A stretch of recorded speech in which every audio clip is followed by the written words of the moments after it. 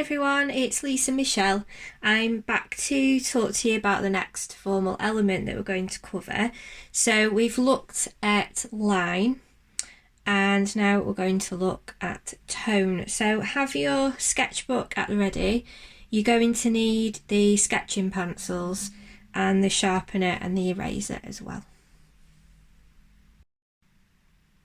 So the first activity to do with tone is going to be using the sketching pencils, but you can in your own time try out using the other materials in the pack and see if you can explore making a range of tone with each of them. But for this activity we're just focusing on using the pencils. So working in your sketchbook, I've actually set up a series of boxes, as you can see. So I've just used a ruler and mapped those out, so the 6 or 7 boxes going across for each one. And we're going to look at the different types of line that we created in the line video. So we've got cross-hatching, stippling, dashes, scribble, spirals and crosses, and you're going to be able to use all of those different types of line to create a range of tone. So as you can see, I've got a tonal bar going across the top of the page here, and that will be good for you to use as a guide. It shows the tone going from very dark all the way through to very light. And the way that you do that, I've actually used my 6B pencil, is by applying a different amount of pressure each time on the paper. So as you go along, you start to decrease the amount of pressure, and therefore the tone gets lighter. So you can use that as a graduation to follow when you're working in your other techniques. So first of all, we've got the cross-hatching. As you'll notice, I've already filled in the first box here. Now the lines are very, very close together in both directions, and you'll notice that that means that it gives a darker appearance. So as you're going across in each box, as you're graduating towards getting lighter, the lines get further apart, okay?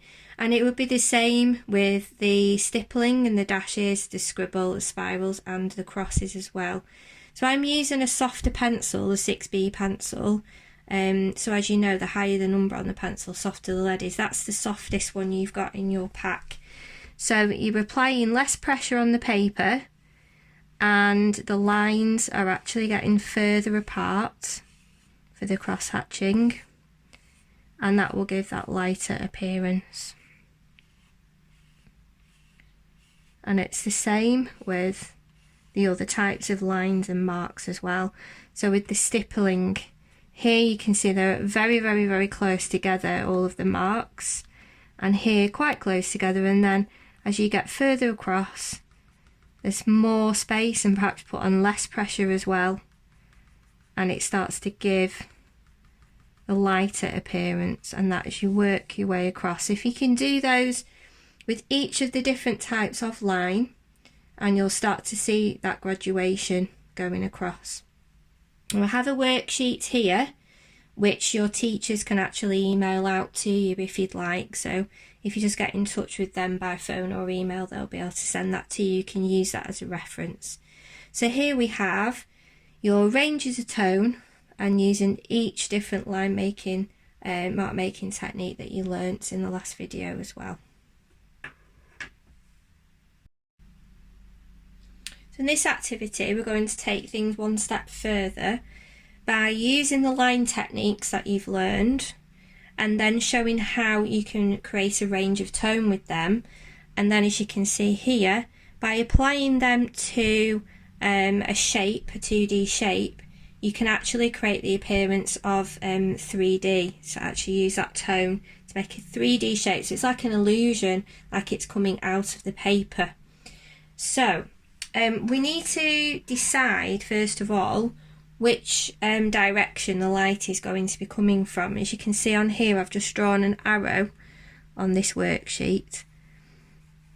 So that's where the light source is coming, and where it hits the object or the shape, that is where it's at its lightest.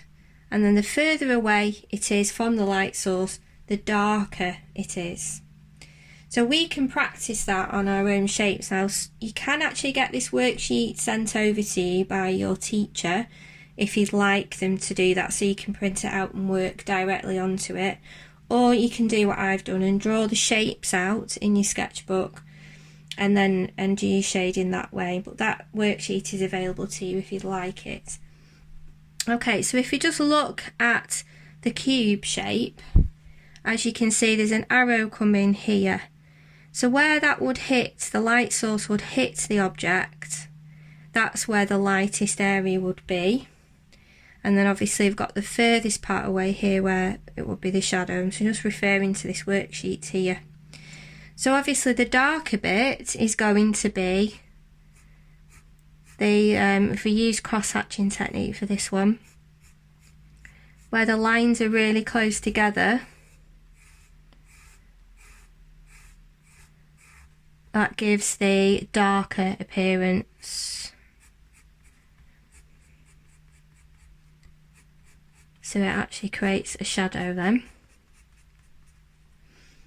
And then we have this part of the shape again, which is quite far away from the light source, which is going to be dark again, but not quite as dark as the shadow. So the lines are further apart.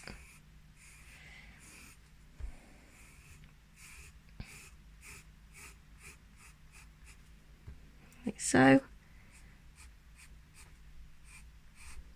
But still quite dark.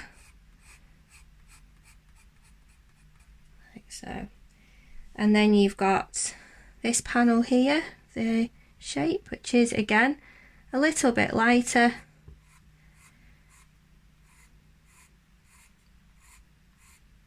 So your lines are further apart still. And then you get your top bit here, which is where your highlight is, which is going to be very, very light, because that's where the light is actually hitting the object. There you go. That would be the same if we have like a sphere here, the ball shape. It would be the same for that and for the cylinder as well. So wherever the light hits is the lightest, and then the furthest away from that light source would be the darkest, as you can see on here. So I would start to work in very much darker tone around the bottom here. So you could think about which mark making technique you would like to use for that. So we could use the stippling technique, for example, and therefore the marks would be very, very close together to create that shadow, and then they've got less and less and less as it graduates over.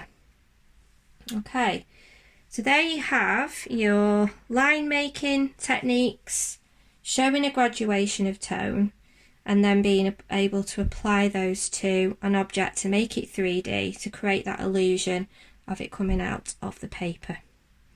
So what I'm going to do for the next video is I'm going to introduce you to some different artists and their use of tone within their work, and look at some more techniques in more depth with you. But you can go away and try out every single different material in your pack and see how you can use those to create the range of tone and try out these different techniques. And if you'd like the sheets to be emailed across to you, just get in touch with your Project Ink tutor and they'll pop those across for you. Okay, so I'll see you again soon. Thank you.